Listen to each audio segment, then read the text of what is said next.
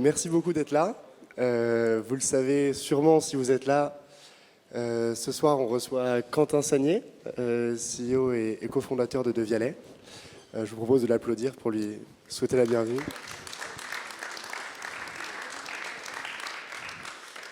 Bonsoir, un peu d'énergie quand même. Un peu d'énergie, on le refait, c'est reparti. Non, ok.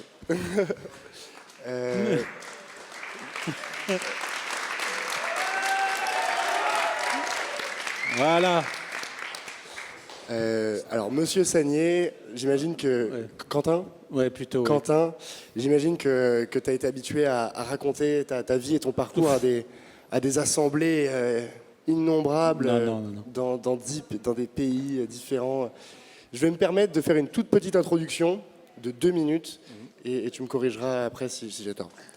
Du coup, Quentin, pour rester sur Devialet, en 2004, tu rencontres tes 3 autres associés et d'après le mythe, au bord d'une piscine, tes 4 associés ? C'est 2006, enfin, c'est un peu plus compliqué que ça, mais vas-y. Ouais. Non, tu nous raconteras après. Mais bref, en 2006, sort un premier prototype. 2007, vous créez Devialet. 2010, vous sortez votre premier ampli qui utilise votre toute nouvelle techno et vous devenez directement une référence et un succès immédiat. Et vous annoncez que vous avez peut-être envie de créer une enceinte un peu compacte qui pourrait utiliser la technologie de l'ampli et à la fois être une enceinte plus ou moins grand public. En 2012, visiblement, c'est pas tombé dans l'oreille d'un sourd et vous levez des sous auprès de Xavier Niel, Antoine Granjon et d'autres business angels assez célèbres de la scène parisienne. Vous recrutez une quarantaine d'ingénieurs de la pointe, de la fine fleur de la technologie française. Et en fin 2014, vous sortez le Fantôme, qui est acclamé et applaudi sur la scène internationale. En 2015, vous levez 25 millions pour lancer un réseau de boutiques dans le monde entier et pour accélérer la distribution du Fantôme. Et un peu après, vous signez avec Apple pour être distribué dans leurs Apple Stores aux États-Unis. Et en novembre 2016, vous levez 100 millions avec des investisseurs aussi divers et variés que Fleur Pellerin, Jay-Z, Foxconn, Renault et Sharp. Pour, je cite, devenir une référence dans l'audio et embarquer votre technologie dans tous les objets sonorisés. Qu'est-ce que ça fait de lever 100 millions d'euros ?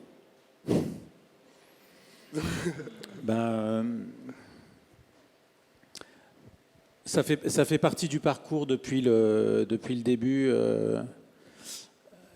En fait, quand on crée Devialet en 2006, ça paraît curieux de le dire, mais c'est pourtant la vérité. Moi, la première fois que j'ai entendu le premier proto de la technologie ADH, je me suis dit, d'abord j'étais très ému, et ensuite je me suis dit, si on est capable de porter ça au monde, on va tout rafler. Et depuis, ce qu'on fait, l'objectif, c'est de tout rafler, quoi. Donc on a construit une stratégie sur 15 ans, 20 ans, avec pour objectif d'arriver au leadership mondial de cette industrie, qui est une industrie gigantesque, parce qu'il se vend à peu près 100 millions de produits audio dans le monde, des speakers connectés, des barres de son, des chaînes Hi-Fi, etc. Et il se vend 3 milliards de produits qui intègrent du son, des télévisions, des voitures, des smartphones, laptops, etc. Donc en fait, le marché du produit audio, c'est 3% du marché global du son. Donc c'est une industrie énorme. Tout le monde utilise des amplis tous les jours, plusieurs fois par jour, en permanence. Il y en a des centaines dans cette pièce. Et donc on s'est vraiment dit, on va être les leaders mondiaux de cette industrie. Donc on va y aller étape par étape, parce qu'on n'avait pas spécialement de moyens. On avait une technologie qui est une technologie absolument exceptionnelle. Et la volonté de la considérer comme une technologie, de la reconnaître comme ça, c'est-à-dire c'est toujours un mélange de ce qu'on est et ce qu'on veut être qui fait qu'on est capable de faire des choses, quoi. Voilà, vous êtes capable de monter à l'Everest dès lors que vous dites Je suis pas un trop mauvais alpiniste et surtout, je veux y aller. C'est la différence, c'est surtout d'en avoir vraiment envie, en fait. Et donc, on a abordé notre périple, en fait, comme un périple très, très long, qui doit nous amener au sommet de l'Everest. Donc, lever 100 millions, ça fait partie des choses qu'on doit faire pour faire ça. Il y aura d'autres choses. Voilà, donc on se dit cranté, quoi. Donc voilà, c'est pas, ça n'arrive pas par hasard. On lève pas 100 millions parce qu'on se réveille un matin. Putain, j'irai bien en vacances, là, je vais me prendre 100 plaques. Non, mais voilà, ou les jouer au casino. Donc c'est bien qu'on a envie de ça depuis le début.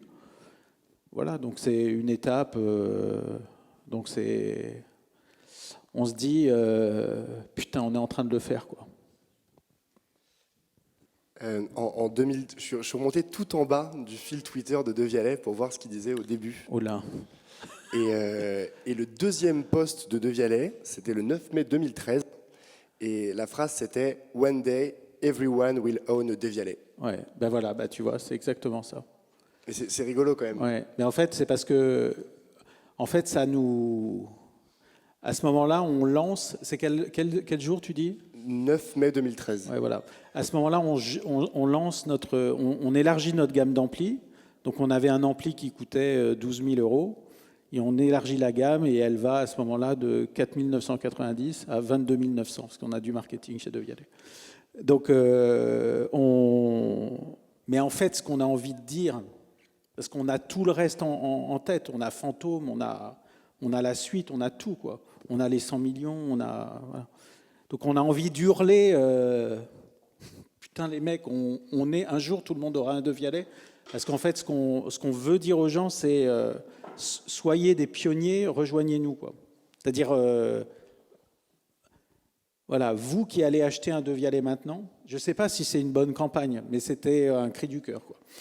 Donc ce qu'on a envie de leur dire, c'est vous qui avez voilà, vous qui pouvaient être excités par une aventure industrielle, voilà, nous, soyez des pionniers et rejoignez-nous. Et c'est ce que raconte le One Day. Everyone will own a Devialet. Est-ce que c'est un syndrome de l'ancien consultant en stratégie de faire un plan à 20 ans ?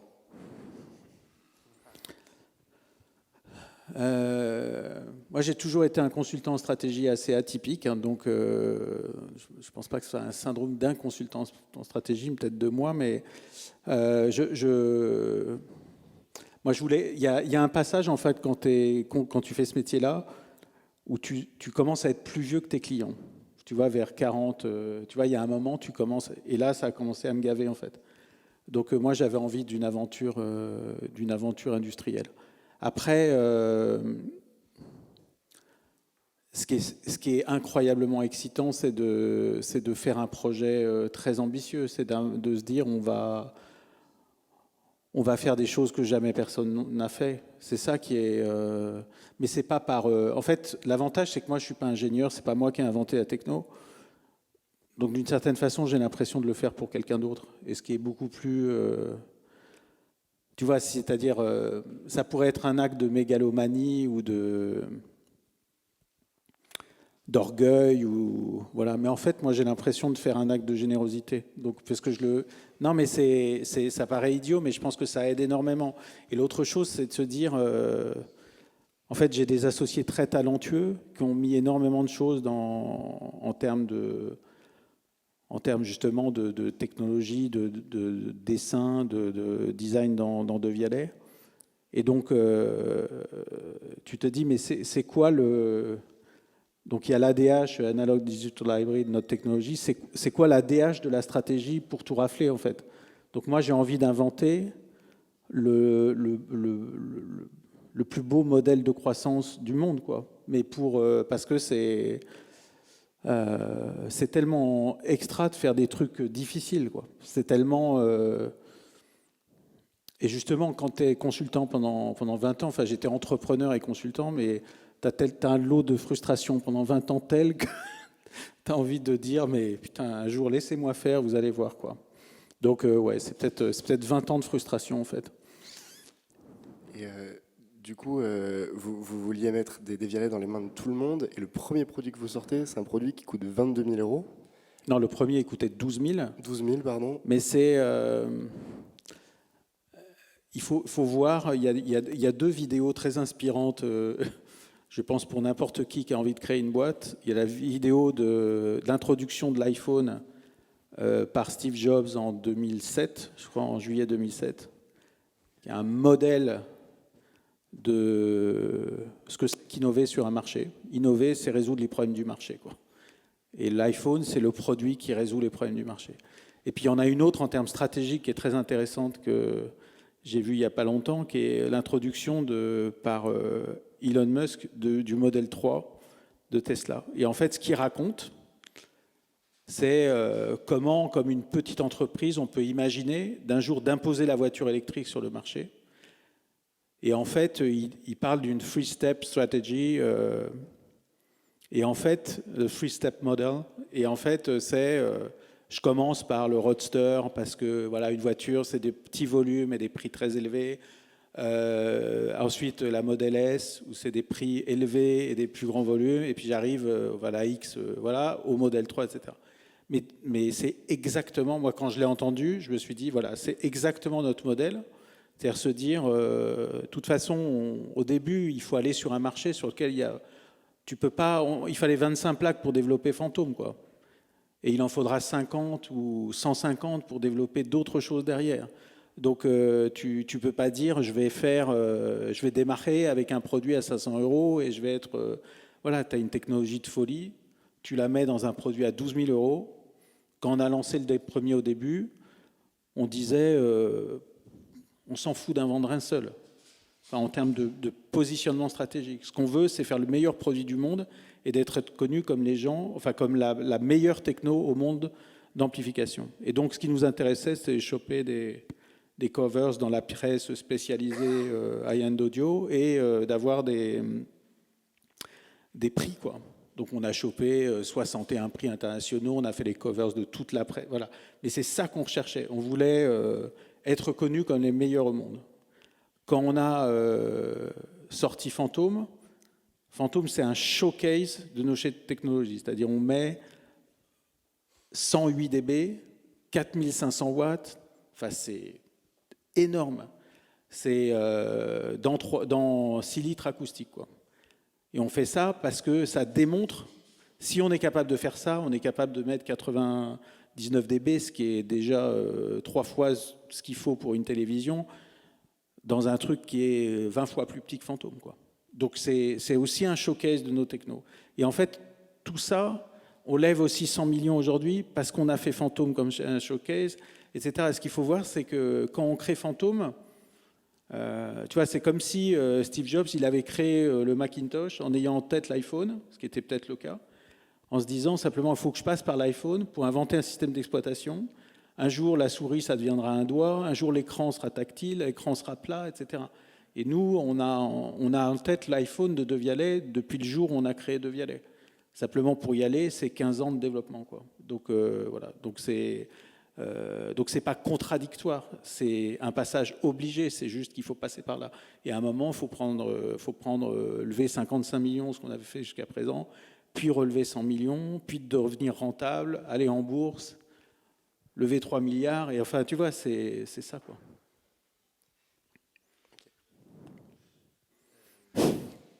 Je t'ai assommé, là. Non, mais c'est... Voilà, moi, on me dit 3 milliards, je suis au fond de... à propos du Mac, non, tout le monde vous parle d'Apple, et j'ai l'impression que ça vous embête.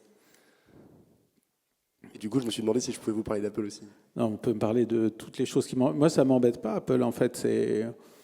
je pense que tout vient de là, en fait. Moi, quand j'avais votre âge, il y a très très très longtemps, l'année de la sortie du Macintosh, donc je suis allé dans une boutique Apple, qui n'était pas les Apple Store, hein, c'était des revendeurs à l'époque, et j'ai essayé un Mac, et je me suis dit, ce truc-là va changer le monde. Et j'ai couru à la banque. J'ai vraiment couru à la banque. J'ai pris un emprunt étudiant et 15 jours après, j'avais 20 000 francs à l'époque et j'ai acheté mon Mac. Et effectivement, je pense que ce moment-là, c'est le moment qui crée tout le reste. C'est-à-dire se dire, voilà, la technologie tellement je suis pas ingénieur, donc j'étais pas à même de créer un produit comme ça, mais en tout cas de me dire ce qu'ont fait ces gens-là va changer le monde. Et profondément, faut pas oublier que, il y a eu le Mac, voilà, l'iPhone. Il faut quand même pas oublier que l'iPhone, a tué le marché du téléphone pour le réinventer. Il ne faut pas oublier que des Airbnb, des Uber, etc., n'existeraient pas sans ce produit-là. Et le hardware est déterminant pour créer tous les modèles économiques de demain. Tout ça s'est fondé toujours sur du hardware et les couches de services et de soft arrivent dessus. Et ce qu'on veut faire avec l'audio, c'est aussi inventer des choses qui n'existent pas dans le domaine de l'expérience. Voilà, et pas unique, et des produits audio qui vont changer la nature des expériences et des services qu'on peut imaginer. Quand on parle de hardware et qu'on regarde les boîtes qui existent aujourd'hui, vous avez quand même un modèle qui ressemble à aucune boîte. Enfin, vous produisez en France, vous avez 108 brevets, vous ressemblez plus à une vieille boîte, vous ressemblez plus à un Sony ou un Samsung qu'à une boîte de hardware qui va faire un Kickstarter. Tu vas m'énerver en fait. Non, mais on veut ressembler à Devialec, c'est-à-dire on fait les choses. Pourquoi produire en Chine ? Foxconn vient de rentrer à votre capitale. Ok, mais nous, on va continuer à produire, malgré Foxconn, on va continuer à produire en France, tout simplement parce qu'on a un modèle à très forte valeur ajoutée. On veut protéger nos propriétés intellectuelles. On veut être capable de développer extrêmement vite. Donc, il n'y a pas de mode dans ce domaine-là. Mais justement, c'est en saluant avec Foxconn, on dit aussi un peu fuck à l'industrie, quoi, en général. C'est-à-dire, et on va démontrer qu'on est capable, avec eux, d'inventer aussi un nouveau modèle. Et qui n'empêche pas, y compris de faire venir Foxconn pour ouvrir des usines en France. Donc de renverser le modèle et justement de faire des choses qui ne sont pas forcément évidentes. Mais on est libre, quoi. Enfin, l'avantage, c'est pour ça que Sony ou Samsung, pour moi, c'est pas forcément...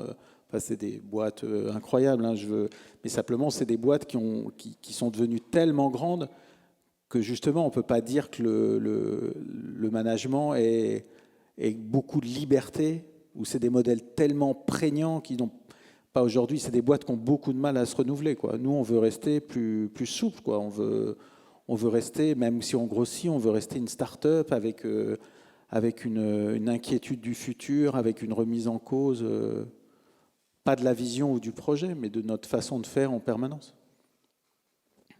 Je parlais de Samsung et Sony pour j'ai pas envie de le faire.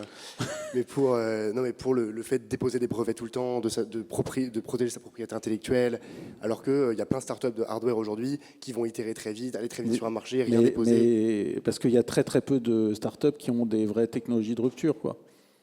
Et du coup, vous, le fait de déposer 108 brevets, de dépenser des sous à chaque fois, d'aller traduire tous vos brevets dans tous les pays, etc., vous pensez que c'est quelque chose d'essentiel et d'important pour protéger votre technologie ? Tu veux vraiment que je te dise ce que je pense ? Ouais. Ça aide pour lever 100 millions, en fait. Ouais. La réalité, c'est que... Je te dis vraiment ce que je pense. Donc, quand tu veux protéger ta technologie, tu peux déposer des brevets. Mais beaucoup plus efficace, tu peux avoir des secrets, en fait. Des choses que précisément tu déposes pas. Ensuite, tu peux aller vite. Et enfin, tu peux avoir une marque. On fait tout ça. On dépose des brevets, on a beaucoup de secrets, on va très vite et on développe une marque. Et tout ça, à la fin, constitue des barrières à l'entrée considérables sur le marché. Le brevet, ça aide parce que c'est considéré par les gens qui investissent comme un actif. Voilà, après la réalité. Et puis, c'est aussi une arme pour éviter de se faire emmerder, quoi. C'est-à-dire, tu déposes des brevets aussi pour que les autres viennent pas te faire chier, de pouvoir leur montrer, de leur dire tu touches pas à ça, sinon, sinon j'ai tout ça et je vais commencer à t'emmerder, quoi. Mais voilà, ça fait partie du jeu global. Et justement, vous n'avez pas peur enfin, on a un peu suivi la saga Apple contre Samsung, les brevets. Vous n'avez pas peur de vous faire piquer vos trucs et devoir rentrer dans une espèce de guerre infinie où vous, finalement, en tant que start-up limité en effectifs et en moyens, vous puissiez pas tenir contre un gros mastodonte? La peur n'est pas le sentiment qui m'anime toute la journée, à vrai dire. C'est plutôt l'envie de faire. Mais on n'est pas. On n'est ni naïf, ni mou, ni. Voilà, on saurait se défendre. Et puis on a quand même des actionnaires. Voilà, enfin, tout le monde n'a pas envie de se frotter à Bernard Arnault, à Foxconn, à Xavier Niel, à Sharp, Renault. Enfin, tu vois, il y a un moment, ça finit par faire des gens qu'il faut pas énerver, quoi. Donc non, on n'a pas cette peur-là parce qu'on est aussi baqué par des gens influents que personne n'a a intérêt à attaquer non plus. Donc voilà, mais tout ça fait partie du jeu économique général. Donc il faut aussi en tenir compte. Et c'est aussi pour ça qu'on a besoin d'alliés, qu'on a besoin de... Voilà, c'est quand on prend de l'argent, l'essentiel, c'est pas l'argent. C'est le réseau que tu te crées et la création de valeur que ça peut représenter. Voilà, après, l'argent est nécessaire, mais de toute façon, quand tu lèves des fonds, tu as de l'argent par définition. Donc il faut du bon argent. Et du bon argent, c'est plutôt celui de nos actionnaires depuis le début. Je crois qu'on a plusieurs micros. Je n'ai pas envie de monopoliser la parole pendant tout le temps. On a la chance d'avoir Quentin parmi nous. Est-ce qu'on a déjà des questions dans la salle? Si vous avez des questions.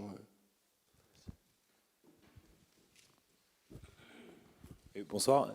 Quentin, tu disais que c'était essentiel pour vous chez Devialet de garder cet esprit start-up malgré la croissance du nombre d'employés, la croissance que vous aviez. Comment au quotidien vous mettez ça en place? Parce que c'est des discours qu'on pouvait entendre chez certains mastodontes à l'époque aussi, il y a une vingtaine d'années. Aujourd'hui, quand on a des milliers d'employés de par le monde, on a des process, on a des prises de décision qui sont plus complexes, qui sont plus longues. Comment aujourd'hui, chez Devialet, tout ce système fonctionne pour garder cet esprit start-up? Je pense qu'une des premières choses, c'est quand on embauche des gens, il faut leur dire de venir. Enfin, ce que je leur dis, c'est venez avec vos rêves et changez la boîte, quoi. Voilà, ça c'est un premier point. Et la deuxième chose, c'est nous, on veut des gens qui portent, quoi. C'est-à-dire quand tu vois, c'est la pile d'assiettes, quoi. C'est-à-dire, si je te file une pile d'assiettes et que je te dis tu portes, alors tu peux me dire oui, mais en fait, bah non. Et la pile d'assiettes tombe par terre. Ou alors tu me dis oui, et puis voilà, tu te la coltines. Et je pense que c'est voilà, quand quelqu'un, mais que ça soit en développement commercial, en n'importe quoi, c'est de dire voilà, tu portes, tu es responsable, et tu es responsable pas uniquement vis-à-vis de moi, mais vis-à-vis de l'ensemble de la boîte. Donc, je sais pas, le patron de l'Europe, il a 28 ans, le patron des US, il en a 29. Voilà, ah ouais, c'est la pile d'assiettes là peut-être. Donc et puis il y a plein d'autres exemples sur le plan technique ou de voilà, mais c'est de dire. Mais d'ailleurs moi quand on pose la question, des questions et des décisions difficiles, je leur dis mais tu me demandes de prendre ces décisions, mais toi à ma place, tu ne la prendrais pas par exemple. Parce que c'est pas une bonne décision. Et si je te demande de porter cette décision et de venir avec cette décision-là, par exemple, devant un board et venir l'expliquer, tu tiens pas, quoi. Donc, voilà, c'est pique-moi ma place, quoi. Enfin, je veux dire, porte le truc, sois responsable de ce que tu fais. Et je pense que ça, c'est la clé, quoi, d'avoir des gens qui sont vraiment responsables et qui aiment ça, en fait, qui aiment porter et être, voilà. Et puis après, il faut mettre la boîte en déséquilibre avant permanent, c'est-à-dire vous emmerdez les mecs. En ce moment, vous n'avez pas des sujets assez intéressants. Ok, vous allez voir ce que vous allez voir. Voilà. Et puis tu nourris la bête. Et tu nourris avec des projets super ambitieux. Ok, on n'est pas assez ambitieux. Ok, vas-y. Et donc voilà, il faut garder ce niveau d'ambition très fort et voilà. C'est plein de petites choses comme ça, voilà. Mais en même temps, il faut structurer la boîte, faut des process, faut de l'organisation, faut tout ça. Et donc chez De Vialet, c'est un peu, on a un peu séparé la partie gestion quotidienne, on va dire, les finances, supply chain, toute la partie industrielle, etc. Et la partie business, développement produit, marketing, voilà. Et donc, et ça fonctionne très bien comme ça. Voilà, en ayant des gens très complémentaires dans les deux différents aspects. Ok, merci.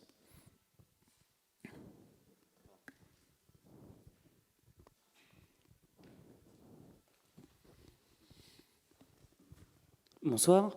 Est-ce que vous avez un peu des war stories à nous raconter sur les moments un peu durs de Vialet ?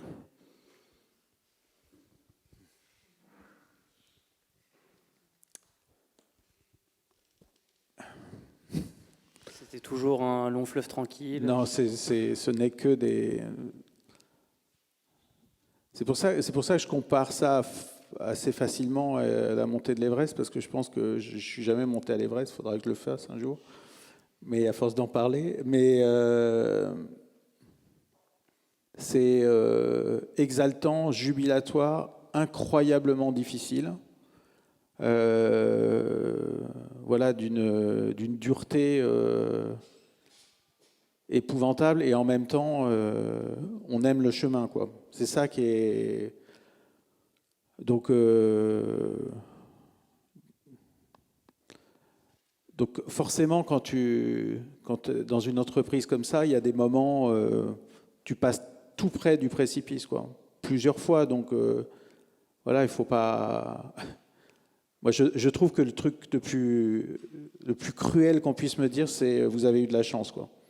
Je pense que la chance qu'on a eue, c'est la chance de se rencontrer, parce que ça, bon, on va dire que ça tient un peu du hasard. Tout le reste, c'est que du travail. Donc il y a plein de moments où tu passes très très près du précipice, quoi. C'est pour ça que je pense qu'un entrepreneur, il doit aimer entreprendre d'abord. Il ne faut pas entreprendre pour être riche, il ne faut pas entreprendre pour être célèbre, pour être... voilà, il faut entreprendre pour aimer la haute montagne, quoi. Il faut aimer les choses difficiles, exaltantes, voilà, et aussi hyper satisfaisantes. Parce que c'est vrai que voilà, la semaine dernière, quand on signe la séance de signature sur les 100 millions, c'est un moment incroyable, quoi. Et je pense que voilà, quand tu viens de passer un moment difficile, un surplomb, machin, il y a le lever du soleil, voilà, je pense que c'est... Et en même temps, tu regardes, tu dis, ok, on y va. Voilà, mais donc il y a plein de moments très difficiles, parce que voilà, il y a des moments où tu es es à court de cash et tu sais pas si tu vas pouvoir finir le mois, si tu vas être capable de payer les gens, si voilà, il y a des problèmes techniques, une des lignes de production, ça marche pas comme ça, quoi. C'est des métiers super complexes, donc on est une boîte high-tech dans le hardware international, au summum de ce métier de l'audio, donc c'est compliqué de tenir le... Voilà, donc il y a plein de moments terrifiants, et en même temps, on les demande, quoi. Enfin, je dirais qu'on les provoque même, en se disant, ouais, on n'est pas assez ambitieux là, on n'est pas encore. Si on veut vraiment réaliser ce qu'on veut faire, il faut. On va pas passer par là, c'est trop facile, on va passer par là. Et on y arrive. Chez De Vialet, on dit au VTR pour on va tout rafler. Et en fait, voilà, qu'une sorte de cri de guerre général pour se dire ok, les mecs, on pourrait passer par là, mais voilà, on va prendre la face nord. Le temps est pourri, mais on va y arriver, quoi.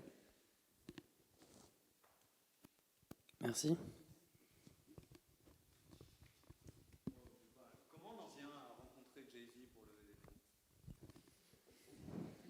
Bah, comme tout le reste, en fait, il faut le vouloir, quoi. Parce que c'est un gosse de Brooklyn qui s'est fait lui-même.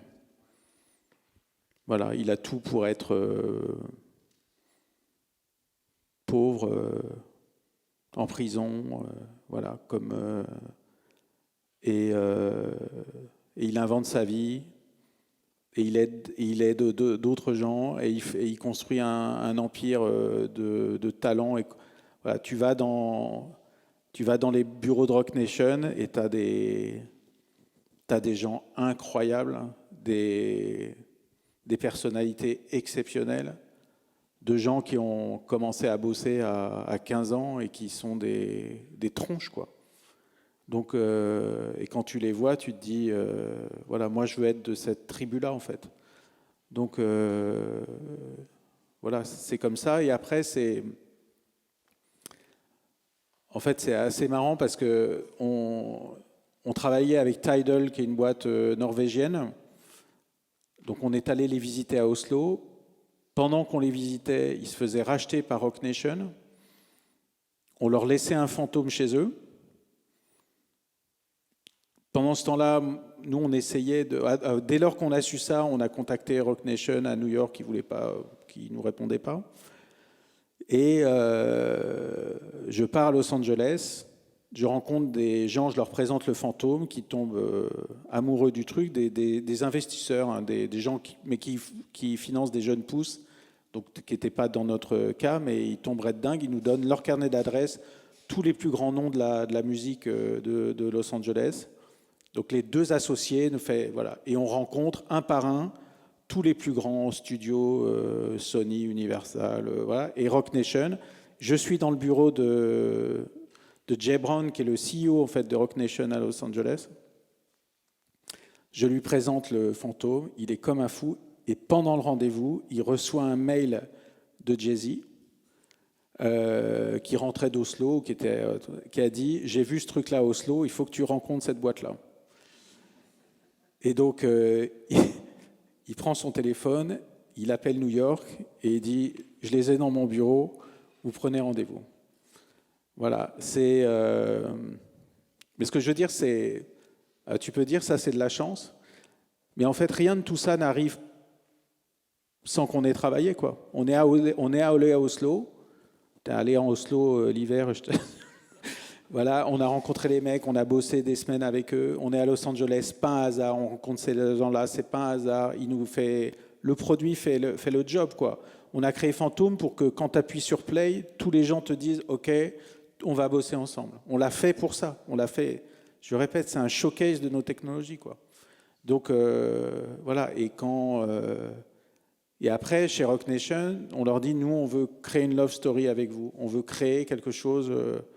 Il ne s'agit pas de dire, tu vas te mettre avec le fantôme et tu vas dire, fantôme, c'est sympa, quoi. On va inventer d'autres choses et on va l'inscrire sur la durée et tout. Et eux, ils investissent en disant, moi, je veux que cette technologie, les gosses, un jour, les gosses de la rue aient aussi accès à cette technologie. Ils le font, donc voilà. Donc c'est comme ça que ça arrive et tout, voilà. Et chaque chose est comme ça, quoi.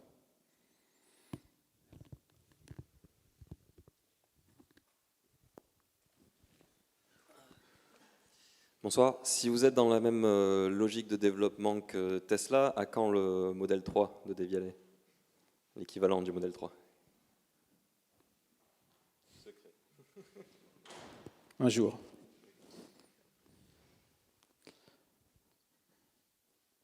En fait, il y a deux voies.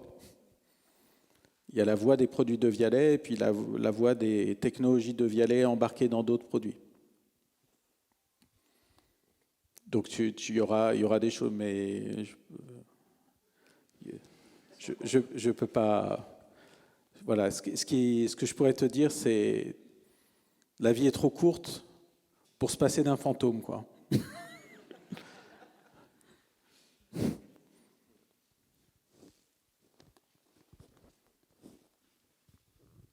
Moi, j'ai une question sur votre stratégie retail, puisqu'on a vu, vous avez déjà ouvert un showroom rue Réaumur, vous avez ouvert une boutique à New York, une autre à Hong Kong.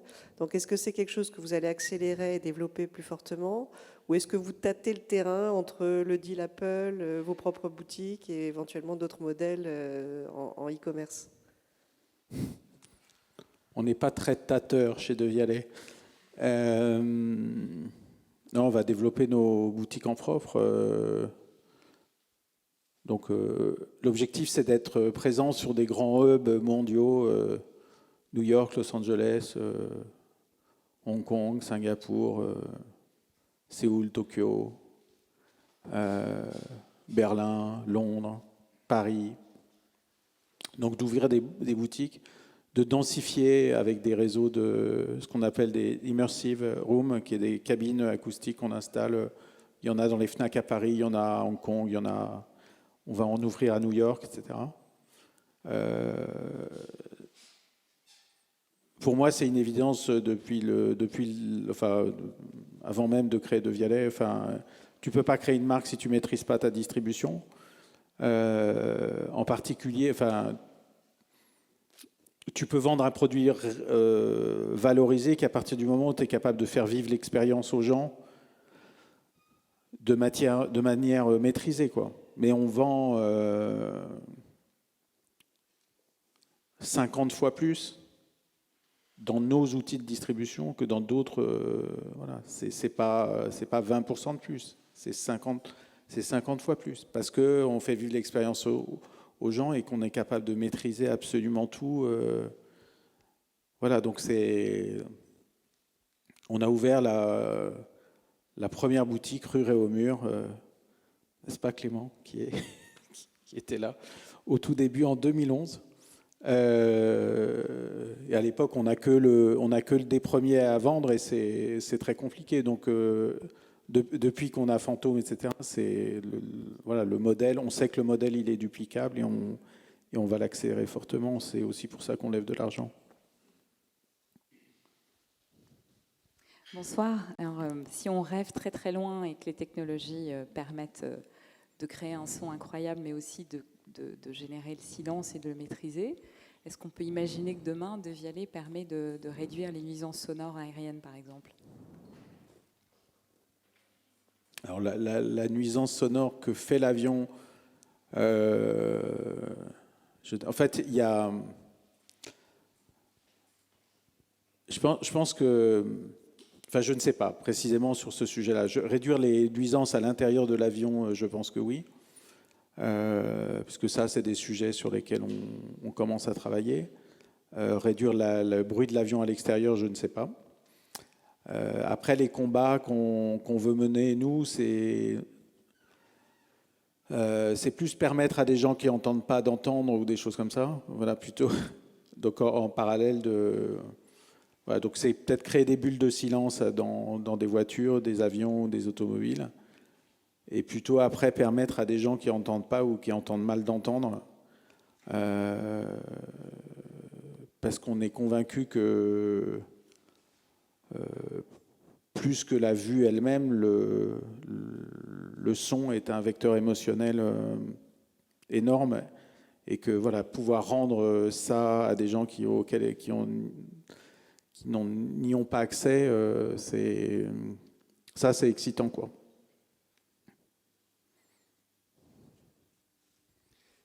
Qu'est-ce que vous écoutez comme musique? Tout ce que tous les genres de musique. Ça dépend des moments, ça dépend de voilà, c'est du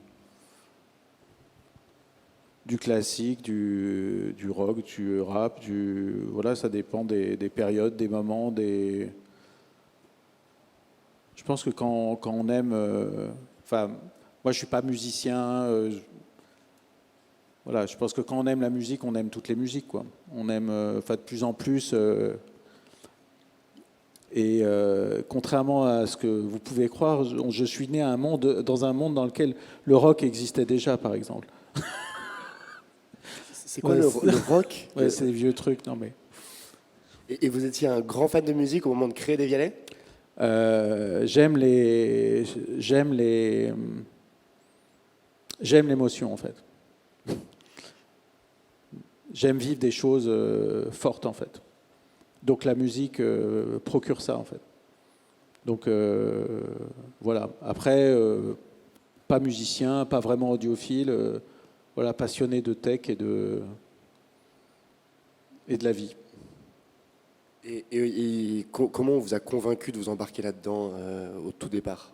Comment est-ce qu'on vous a convaincu de vous embarquer dans l'aventure des Vialets au tout départ? Je te dis, c'est le moment où tu l'entends pour la première fois et tu te dis... Il y avait déjà un prototype, il y avait déjà... Il y avait, en 2006, il y a un prototype d'un ampli, en fait.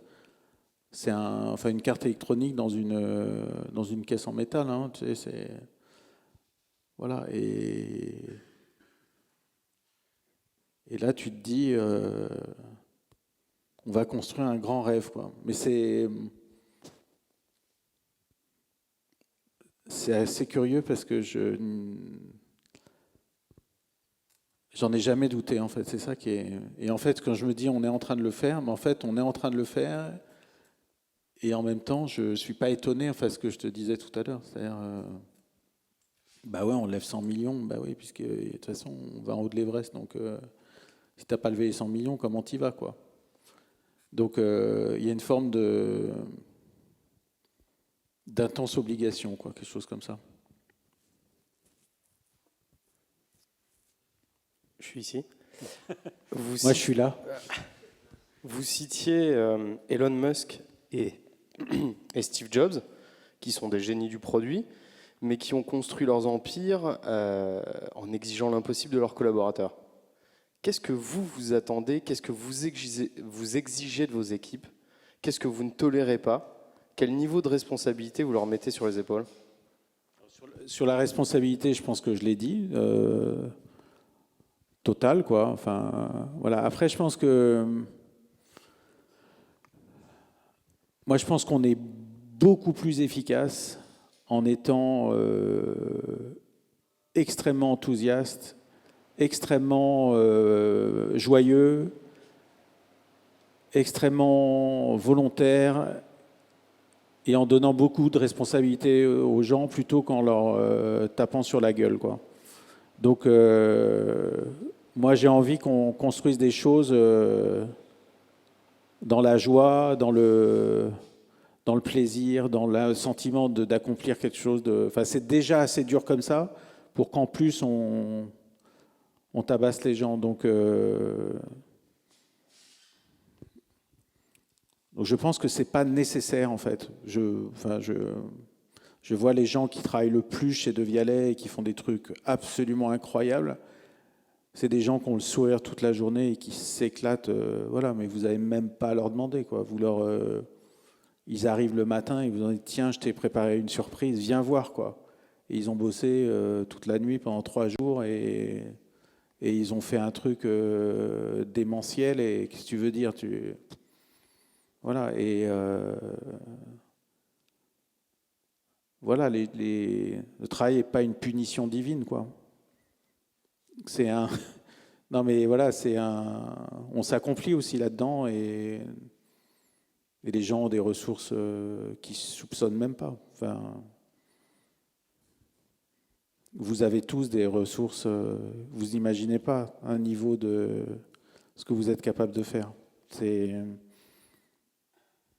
Et c'est pas quand vous aurez peur ou quand vous serez contraint ou quand vous tapera sur la gueule que vous serez capable de le donner, en fait. Vous le ferez vous le serez aussi pour quelqu'un, pour la personne avec qui vous travaillez et que vous trouvez super bien. Et je pense que ça, c'est une clé aussi, c'est de dire, il y a une forme de cooptation aussi, se dire, voilà, on prend des gens très différents, mais qui ont tous quelque chose d'exceptionnel. Mais je suis sûr que vous avez tous des choses exceptionnelles.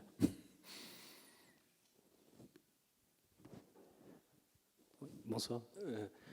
Le monde de l'audio, de l'audiophilie, s'est pas mal déplacé vers la Chine pour plein de raisons, y compris en termes de conception, me semble-t-il. Et ce que je me demandais, c'est si le futur concurrent de Vialet, c'est pas Xiaomi en fait. Je ne sais pas si tout le monde connaît Xiaomi ici, mais... c'est-à-dire, voilà, c'est un acteur qui arrive à concentrer beaucoup de choses et qui en même temps est au cœur d'un écosystème qui est l'écosystème chinois, qui aujourd'hui est... Il ne faut pas dire du mal des gens, c'est ça? D'accord. Il ne faut pas le dire à Philippe Stark.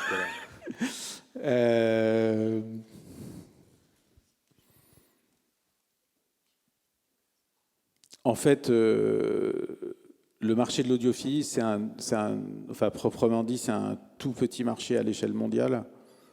Enfin, ce qu'on fait en matière de produits audiophiles est incomparable de ce qui existe dans le monde. Enfin, voilà, je ne pense pas que le danger vienne de là, en fait. Moi, ce marché, on l'a assez largement blasté, en fait, donc, je pense que le danger pour nous, il peut venir de gens comme nous, quoi. Il peut venir de gens, enfin, comme vous. Il y a peut-être mon pire danger est peut-être dans cette pièce, quoi.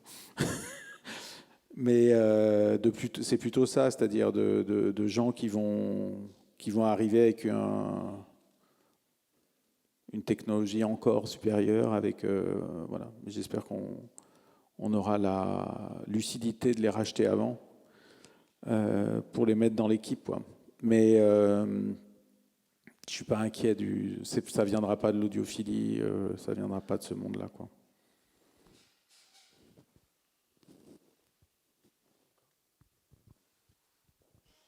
Bonsoir. Moi, je suis assez fasciné par cette idée de vision à 15 ans, 15-20 ans. Dans quelle mesure la vision que vous aviez à 5 ans de votre produit a évolué depuis? Et est-ce que c'est un concept comme un jour tout le monde aura un Vialet, ou alors c'est juste rendre les malentendants, leur permettre d'entendre, ou alors est-ce que c'est un produit? C'est quoi cette idée, cette vision de... Tu veux dire de là où on arrive, de l'iPhone, ouais, de Vialet? C'est ça, oui. Ouais.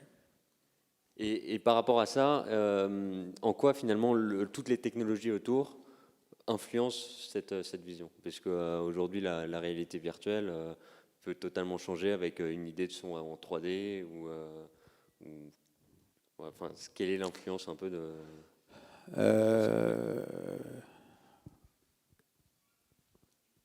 Enfin, ce qui est...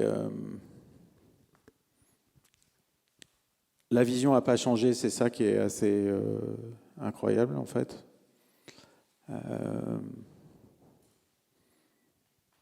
Et en fait, tous les jours qui passent nous confortent dans l'idée que la vision de départ est la bonne, en fait. Donc c'est assez...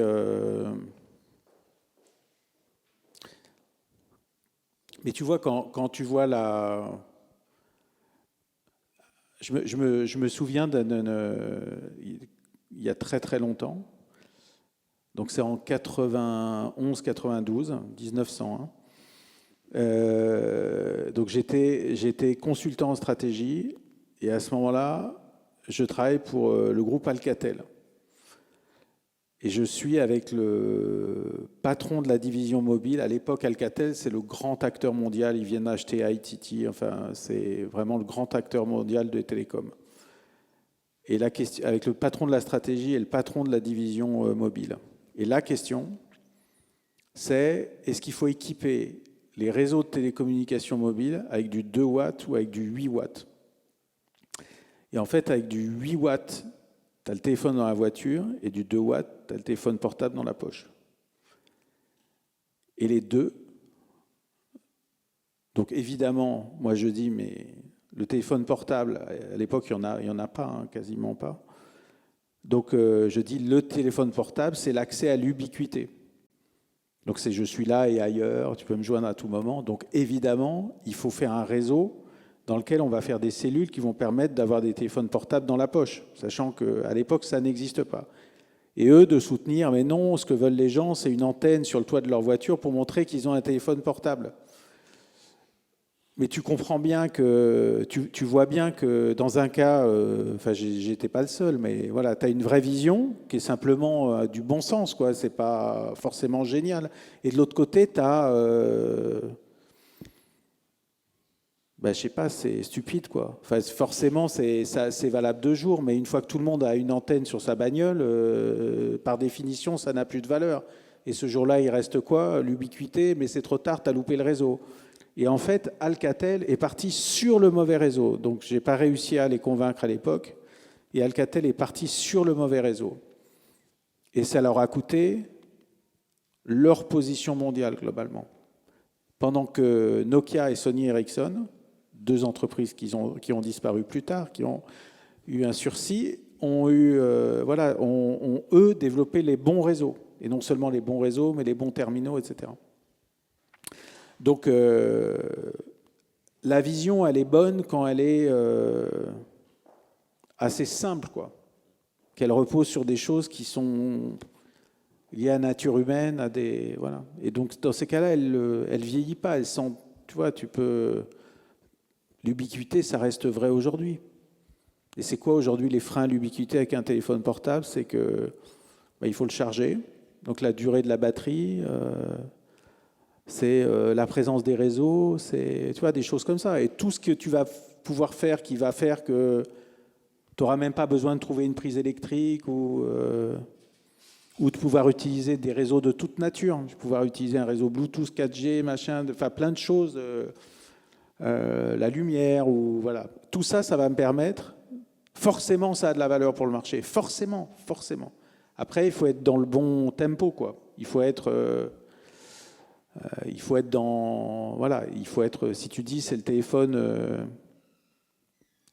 téléphone individuel, il faut qu'assez vite, tu sois capable de venir avec des téléphones portables. Mais tu vois, en 93, 94, voilà, Sony Ericsson a commencé à sortir des tout petits téléphones portables et c'était parti, quoi. Et c'était la sortie de la norme GSM, etc.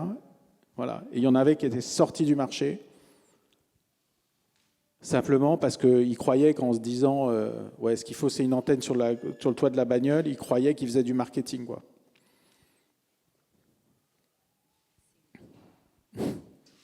Tu vois, avoir vécu, c'est utile parfois. Pour revenir sur mettre le DVLA dans tous les objets, sur quelle plateforme vous travaillez en premier? Et est-ce que ce sera un smartphone, une télé? Quel sera le premier objet DVLA Inside? Alors en fait, il y a 2 réponses, mais elles arrivent au même résultat.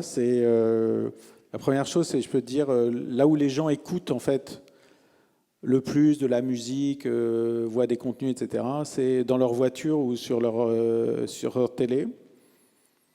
Donc c'est là qu'on va aller en priorité. Et il se trouve aux chances que justement les problématiques d'encombrement et les problématiques d'alimentation électrique sont des problématiques qui sont moins importantes dans une télé ou une voiture que dans un smartphone. Or, pour nos technologies, même si on est capable de diviser par 30 la taille des équipements audio, donc on est capable de mettre dans une télé très très plate des équipements audio incroyables, il y a encore un pas de passer et d'être capable de faire ça dans un téléphone portable. Donc, on va commencer par la télévision et l'automobile. Voilà. Et le téléphone portable, l'ordinateur portable, ça viendra après le plus vite possible. Mais c'est un concept c'est une technologie un peu différente de celle qu'on a aujourd'hui.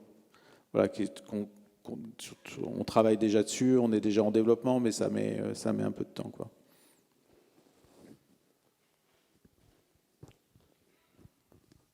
Peut-être une dernière question. Est-ce que c'est le fait d'avoir rencontré un ingénieur qui avait créé une technologie de rupture qui vous a donné envie de créer une boîte dans l'audio, ou vous aviez prévu dans tous les cas de monter une boîte dans l'audio? Les deux, c'est-à-dire il se trouve que le designer, c'est mon cousin germain. Donc, et nous, on avait un rêve de gosse. Quand on était gosse, la techno, c'était l'audio. Il n'y avait pas d'ordinateur, il y avait déjà la télévision, mais c'était limite. Donc la techno, c'était l'audio, et ça nous fascinait en fait. Et ensuite, effectivement, c'est la rencontre de Pierre-Emmanuel qui fait que ça devient possible. Jamais on aurait monté une boîte dans l'audio, si c'était pas avec, pour faire un truc exceptionnel. Voilà. Et ça, c'est vraiment la chance du départ, quoi. C'est de se dire, voilà. Après, ce qu'il faut, c'est quand tu as rencontré la personne en question, c'est de se dire, on va le faire, quoi. Mais ça, c'est vraiment c'est un peu le hasard. Il se trouve que Emmanuel, donc le designer, et Pierre-Emmanuel travaillaient ensemble sur un petit terminal télécom, d'ailleurs un truc auquel je n'ai jamais cru, et en fait, c'est la personne qui leur avait commandé ce truc-là, qui leur a dit, mais attendez, vous avez une passion commune. Enfin, d'abord, toi, tu travailles au développement de ta techno, puisque Pierre-Emmanuel avait quitté Nortel pour développer sa techno, et Emmanuel est très audiophile, est passionné de tout ça. Et c'est lui qui lui a dit, mais les mecs, voilà, parlez, quoi. Et Emmanuel m'a appelé en disant, j'ai rencontré un type extraordinaire, voilà, et tout est parti comme ça. Et la piscine vient juste après.